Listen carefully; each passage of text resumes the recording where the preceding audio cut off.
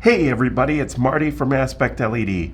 Today we are going to show all the features of the wireless multi-zone LED wall dimmer controller.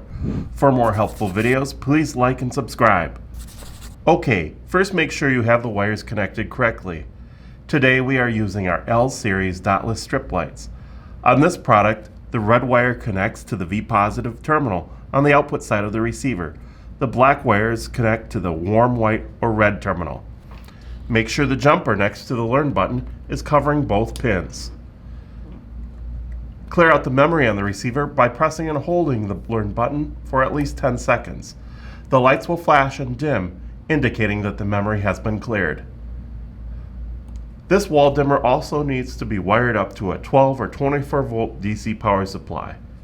To pair the dimmer to the receiver, turn on the remote with the power button in the upper left hand corner. There are 4 zones available to control with this remote. If you would like to connect multiple receivers to this remote, please check out our video on pairing multiple receivers to a remote. Click the Z1 button. Click the Learn button on the receiver.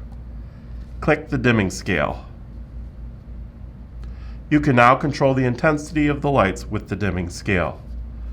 The left side buttons are scene buttons, S1, S2, and S3. If you find a light brightness level that you would like to recall it in the future, simply press and hold the scene button. It is stored when the connected lights flash.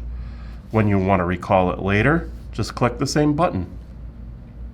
Thank you for watching. For more helpful videos, please like and subscribe.